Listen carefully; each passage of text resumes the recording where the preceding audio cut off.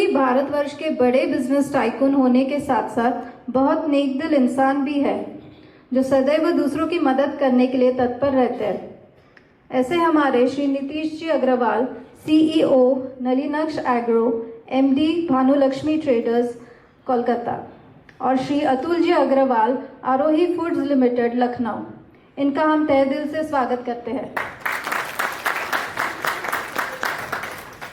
मैं संदीप भैया से निवेदन करती हूँ कि वे स्टेज पर आए और हमें एक्सक्लूसिव सिक्योरिटीज और मार्केट के बारे में कुछ बताएं।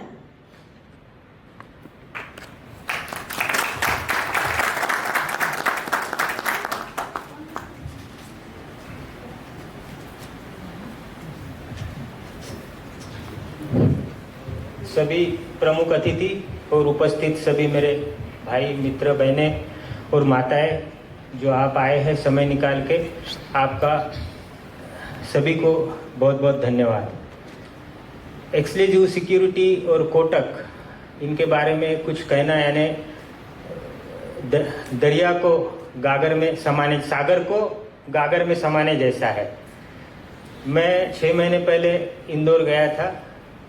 भट्टर जी का, संजय सर का, राम सर का बहुत आग्रह था। तब एक दिन मैं इनके ऑफिस में रहा तो मैंने देखा कि जो ट्रांसपेरेंसी व्यापार में होनी चाहिए वो मुझे यहाँ इनके यहाँ देखने मिली। तो मैंने इनको बोला, तीनों डायरेक्टर बैठे थे, तो मैं बोला आप नासिक आइए, वहाँ बहुत बड़ा बिजनेस आपको मिलेगा। तो मेरे आग्रह करने पर वो बोले, संदीप जी आपका आग्रह है, हम जरूर आएंगे, बिजनेस मिलो या ना मिलो, नासिक के लोगों से हमारी मिलने की इच्छा है। और वो आए। अब मैं मार्केट के बारे में मेरे जो छोटे मोटे अनुभव है वो मैं आपको बताना चाहता हूँ। आप चाहे आपको डिग्री लेना हो, डिप्लोमा लेना हो, जॉब करना हो, हर चीज़ के लिए एजुकेशन की ज़रूरत है। कहीं कहीं डोनेशन की भी ज़रूरत गिरती है। मार्केट एक ऐसी जगह है जहाँ एजुकेशन भी नहीं होना, डोनेशन भी नहीं होना, सिर्फ डेडिकेशन चाहिए। तो इसमें कई लोग ऐसा मुझे कहते हैं कि संदीप जी शेयर मार्केट यानी बहुत हाई-फाई है, मेरे जो तेल के व्यापारी है खासकर, तो मैं उनको बोलता हूँ ऐसा कुछ नहीं है। ऐसा अभी सतीश जी कंपनी पूना से आए हैं, इनका मेन ऑयल का काम था, पर वो मेरे आग्रह पे उन्होंने आज के 15 साल पहले शेयर का काम चालू किया। अभी शेयर का काम पहले नंबर पे है, उसके बाद ऑयल का काम करते हैं। इस तरह के अनेक इन्वेस्टर, अनेक व्यापारी मित्र हैं। तो मुझे रुचि, जब मैं उम्र 15 साल का था तब मुझे मार्केट के बारे में रुचि लगी। तो घर पर तो जो खेती का काम था उसमें मुझे इंटरेस्ट नहीं था। तो फिर मेरे माताजी जो थे उनको बहुत जल्दी उठकर सुबह किचन में खाना बनाने की आदत थी, और उस समय मैं बहुत लेट उठता था। तो वो जो 6 साढ़े 6 बजे कुकर लगा देते तो उसके सीटी से मेरी नींद खुलती थी। तो एक बार मैंने माताजी को बोला कि ये आप कुकर की सीटी बंद कर दो। तब खाने का बहुत शौक था, दिन में 4-6 बार खाता था मैं। तो मेरी माताजी बोले, भाई आप खाना बंद कर दो, मैं बनाना बंद कर देती। तो फिर मेरे एक मित्र थे, उनकी स्टील की शॉप है और वो कुकर उकर रखते हैं, मुझे पता है। तो मैं दोस्त के पास गया, मैं बोला यार कोई कुकर बता जिसको सीटी वीटी नहीं होना अपने को। तो उसने हॉकिंस कुकर रखा और बोले ये सीटी निकाल लेता है, ये लेके जाओ। मैं बोला यार ये तो मेरे घर पे है। तो बोले यही कुकर है, मेरे दादाजी ने भी ये बेचा, मेरे पिताजी ने भी ये बेचा, मैं भी यही बेच रहा है। बोले इसके अलावा दूसरा कुकर मुझे पता ही नहीं। बोले तो उस समय मुझे एक चीज पता चली कि मार्केट शेयर इनका क्या है। ये मार्केट के लीडर है हॉकिंस कुकर वाले, और इनका इनोवेटिव प्रोडक्ट है।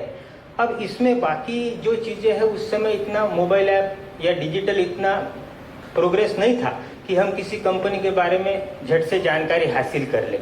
रेट भी जो होते थे क्या रेट है, पर उस कंपनी के बारे में, ये 95 की बात है, तो उस कंपनी के बारे में बहुत जिज्ञासा और क्यूरियोसिटी मेरे मन में आई। तो दूसरे दिन अखबार में देखा मैंने, तो उसका 40 रुपए का दाम था। तो पैसे सिर्फ पॉकेट मनी के लिए मिलते थे, 200-400 रुपए महीने के, उसका भी पूरा हिसाब किताब देना पड़ता था। तो पिताजी तो जमींदारी का काम था, पिताजी दादाजी सबका। तो बोले ये शेयर मार्केट अपने बस का नहीं है, पर बहुत मैंने आग्रह किया। तो वो बोले आपको हम 80,000 रुपए देंगे, जो सर्टिफिकेट आएंगे वो हमारे नाम से आएंगे। उनके नाम से लिए, फिर 80,000 उन्होंने दिए। वो फिर सर्टिफिकेट आते थे उस समय। उसके बाद 8 दिन 10 दिन बाद वो घर में अखबार आता था, तो मेरा तो ख्याल नहीं, पिताजी बोले अरे ये 52 रुपए हो गए। और उसी समय उनका हॉकिंस कुकर का, ये मुझे याद है, सेकंड क्वार्टर का रिजल्ट आया था और उसके पहले स्टील की कीमतें घटी थी, तो उनका प्रॉफिट अच्छा आया, वो 40 रुपए से 52 रुपए हो गए। पिताजी बोले ये बेच पहले। मैं बोला अभी मार्केट बंद हो गया, 7 बज रहे, अभी कहा नहीं बेच। अरे मैं बोला मार्केट खुलेगा कल बेच देंगे, इतनी क्या घाई है।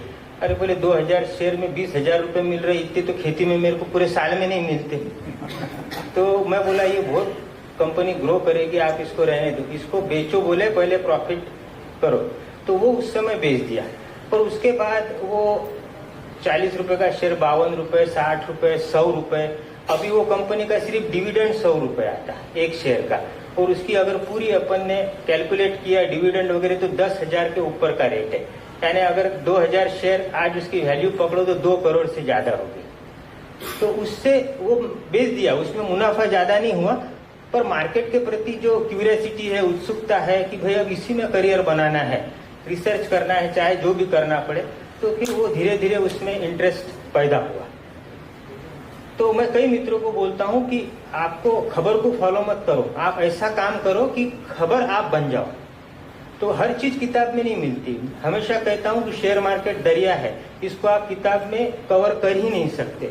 और जो मैंने मेरे रिसर्च से पाया उससे 100 गुना ज्यादा बाहर की दुनिया में मुझे मिला। और मार्केट में कौन छोटा सा आदमी आपको क्या दे के जाएगा ये बता नहीं सकते। यानी मेरे बात करते समय रोंगटे खड़े हो गए। अपने यहाँ यानी वो ड्राइवर था अपने पास, वो पैसे रहो मत रहो, मार्केट वालों की एक थोड़ी झकपक ये स्टाइल रहती है, उनको ड्राइवर भी होना, गाड़ी भी होना, सेकंड हैंड रही तो भी चलेगा।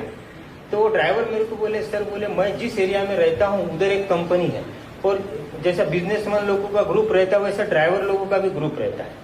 वो बोले मेरे एक ड्राइवर है, बोले वो उस कंपनी में काम करते, तो वो बोल रहा था कि सब माल एक्सपोर्ट होता है, इंडिया में बिकता ही नहीं। बोले तो मैं बोला उसका शेयर का दाम वगैरह, ये 2010-12 की बात है। तो मैं बोला उसका कोई रेट वगैरह है? तो बोले मला ते काही कळत नाही शेअर मार्केट रेट वगैरे, तुम्हाला चलायचं असलं तर चला, मी कंपनी तुम्हाला दाखवून देतो। तो मैं बोला चलो, उसका आग्रह है। मैं गया, कंपनी बंद हो गई थी उस समय, शायद सैटरडे होगा ऐसा कुछ। तो बाहर से उसका नाम देख के आ गए।